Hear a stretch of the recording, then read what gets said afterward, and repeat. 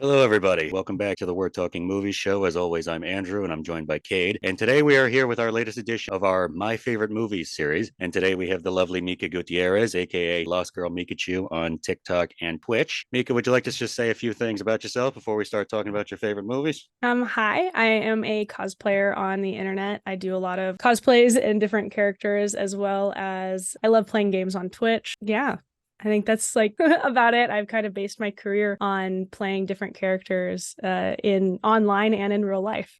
Oh, very nice. Now, you sent us your top five in advance, and we're going to start off with your number five, and that is The Princess Bride from 1987. What is it about this movie in particular that makes it good enough to crack your top five? And is this a movie you've loved your entire life? Is this one you only recently discovered? So this is one that I have actually loved pretty much my entire life. I would say it's like an old classic for me. It's one that honestly I haven't watched in a hot minute, but when I think of like top five, that was one of the ones that came up. This is one of the ones that I would watch when one of my older sisters, when I was younger, would bring me into her room. Two of my top five movies actually we would watch, and there was a couple other that we'd watch, and so this one means so much to me. And it also is one of those movies that I think of when I think of like Renaissance Fair, and I love going to the Renaissance Fair. I grew up doing all that, so it just makes me love that Renaissance era even more. Understood. And yeah, one of the things that this movie is definitely most famous for would have to be the performances. So when you look back at this movie, are there any performances that you feel stood out the most? Honestly, every single one. But what I always find myself like imagining when I think of the movie would be probably like towards the beginning, the sword fight between I can't ever pronounce his name, Inigo Montoya and Wesley in the beginning. It's definitely one of my favorite. And then the lines that I actually quote pretty often with my boss is, "You seem a decent fellow. I hate to kill you." It's just one of those things that we tend to just go back and forth. But I know that another moment of a favorite of mine is the marriage. Marriage is what brings us together today. And when I eventually get married one day, I'm going to have whoever marries me say that shit because it's just a classic. I love it. This movie is also directed by Rob Reiner, who directed Stand By Me, Misery, A Few Good Men, When Harry Met Sally. Is he a director whose work you're really fond of, or is this the movie that you mainly know his work for? I actually didn't, I'm not great with directors' names, so I did not know that he is the director of the movie or any of those other movies. But looking up a couple of those movies, it seems like I haven't seen any of his other movies, but they seem like movies I would watch. Looking at not only this film, but also some other ones we'll get to later on in the list, it seems like you're a big fan of the fantasy genre. If so, what types of fantasy films and stories do you really enjoy the most as a movie viewer? I am a huge fantasy lover. I love a good romantic fantasy, but mostly like the adventure fantasy. Another series, a couple series that didn't make the list but are on my like I would say top 10 would be definitely be like the Lord of the Rings, the Hobbit films, Monty Python and the Holy Grail, Labyrinth, Narnia, Harry Potter, stuff like that. I think Kate and I both agree that anybody who brings those up is, A-OK in our books.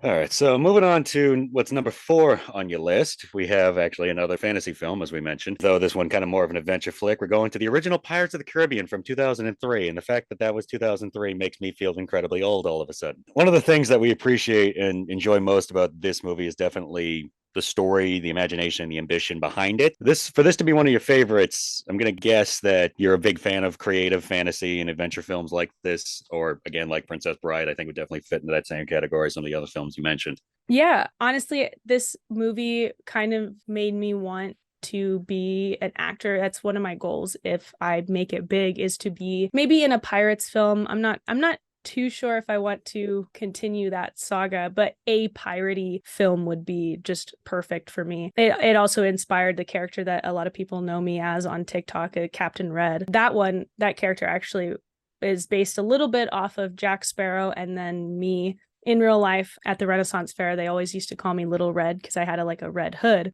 So when I was like old enough to be a pirate, I thought, you know what, I'm gonna keep that and I'm gonna be Captain Red, but like Jack Sparrow version. I would say that this movie and the 1991 The Hook film would be right next to each other. It was very difficult to put.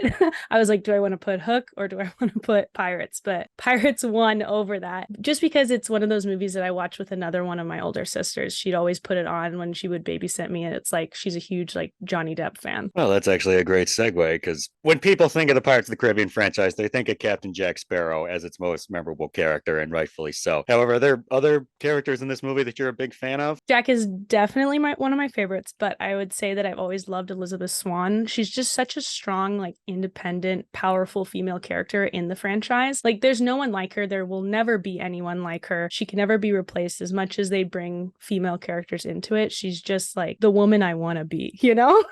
Also, for this to be one of your favorite movies of all time, I'm guessing that you're also a big fan of Johnny Depp. So my next question for that is, would you say that this is one of the best performances of his career, if not his best? Yes. Again, growing up, one of my sisters, huge Johnny Depp fan. She's always put on those movies, especially like when babysitting. So another one of our favorites I'd say that Pirates is his best performance as not himself, if that makes sense. Like when he was in, I want to say a Crybaby, it felt a little bit more toned down, a little bit more Johnny, but playing characters like Sweeney Todd, Edward Scissorhands, and especially Jack Sparrow, I want to say it is a part of him, but it's just more animated. And I love that. If I could work with him one day, I'd be set for life. I'd be like, you know what? I can retire.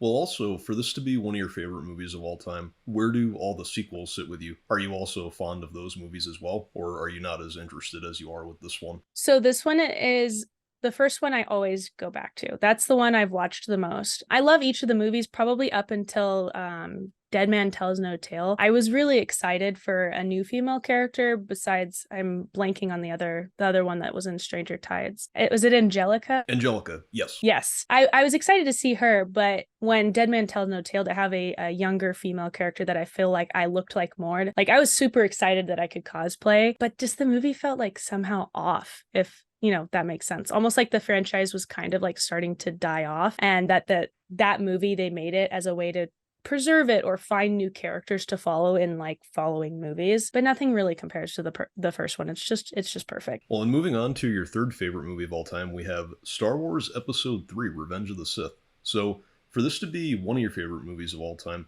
what is it about the story of this movie that you feel makes it stand out when compared to other Star Wars films? So growing up, I only had episode 1 and actually episode 2 on DVD. I didn't have any of the other ones. So I was very confused and never understood what was happening. So when I finally, I kind of like resented Star Wars for a long time. And there was no like real reason to. But as I got into my teenage years, and when I finally had everything and watching it, I just felt like this movie just hit me more than the others. This is in my top 5 and top Star Wars movie because it feels like it's the best performance of the sequel characters, especially like in the prequels, I would say. Like it just felt like all of the puzzle pieces were kind of like falling into place. And again, like there's so much emotion, and I feel like it's just raw emotion in this film. Also, Ewan McGregor is my favorite actor. Obi-Wan is my favorite character. I love him so much. And I feel like this was the best performance for Obi-Wan's story. Yeah, I'll agree with you on that.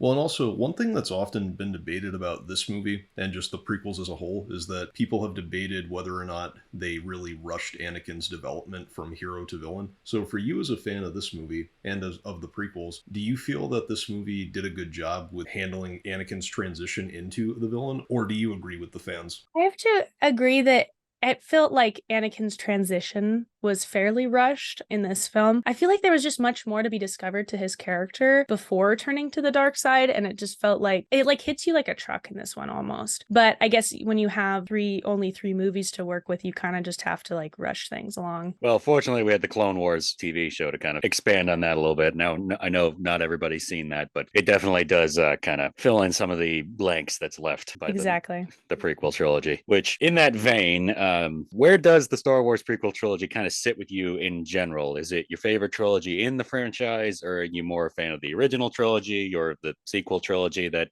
made the entire fan base go up in flames more than once? I can't choose, to be completely honest with you. I think that each trilogy is amazing in its own right, and it has its perks, it has its faults. But I think that the only thing I agree with majority of Star Wars fan base is I think that the franchise kind of started going downhill after Force Awakens. Yeah. The first Star Wars film I ever saw in theaters was The Last Jedi, and for a time I am ashamed to say that that was my favorite movie, simply because it was the one that I saw in the first Star Wars film I saw in theaters, and then I was like, you know what, it's not my favorite film. Yeah, that definitely does tend to have an effect. So, moving on to the number 2 position, we have another film that's kind of fantasy, but I think we'd say it's probably more akin to romance slash musical. We're talking about the 2004 film adaptation of what I don't think anybody would argue is the most famous Broadway play of all time. We're talking about the 2004 Phantom of the Opera, directed by Joel Schumacher. What is it about this movie that makes it good enough to rank as your second favorite film of all time? And when comparing it to other films in the romance genre and in the musical genre, what do you think makes this one stick out so much? So this musical, I'd say, really started it all for me. This was actually one of the other ones that one of my older sisters, whenever I'd go into her room, she's 11 years older than me, so she was a teenager when I was little. So she'd let me come in her room and hang out and like go through her shit, as all siblings do. But we'd watch movies together, and I would say White Chicks, Princess Bride, and Phantom were like the top three movies that she'd watch or like let me watch in her room. So it's got a lot of nostalgia for me, as well as it inspired me to start singing. When I started taking voice lessons, it was to sing like Christine, not necessarily opera itself, but I wanted to do a stage play and I wanted to audition and hopefully get to the point where I could be Christine. There was a point that I could have sang that high, but not so much anymore. I think that, and then my mother's encouragement, is what drove me to love theater and singing. So this movie is near and dear place in my heart.